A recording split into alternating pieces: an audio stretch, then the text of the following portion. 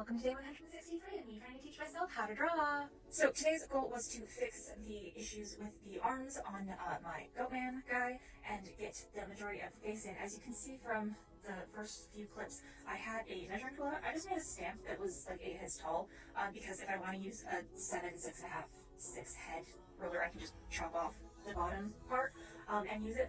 But I used it to just kind of make sure that things were in proportion because I knew the arms were off, but I wasn't quite sure how.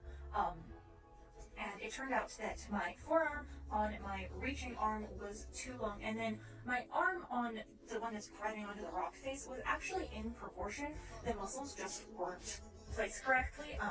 The way the hand, the forearm is turned and grabbing onto things, and the way the musculature is being pulled from the weight of him leaning off the rock face was messing with my head, and I couldn't quite get it right, but that was very helpful. I also realized that he was essentially in a T-pose for that one arm, and that really helped because I was able to go look up a reference for that and place the collarbone, and I was making the mistake of having the collarbone just be a straight bone when it has a bit of a curve to it because it connects from the top of your shoulder down to, I think it's the clavicle, the centerpiece of the collarbone, the sternum under chest.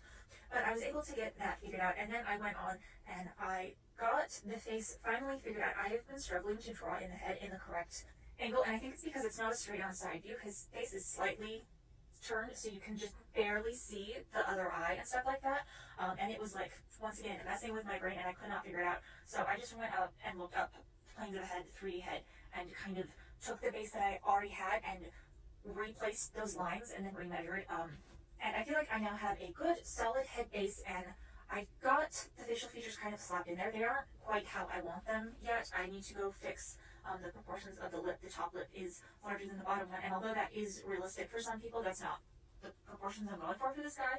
As well as I think the nose is just overall too large for the face. I think I just need to shrink it down by like a centimeter or two, so it just fits better.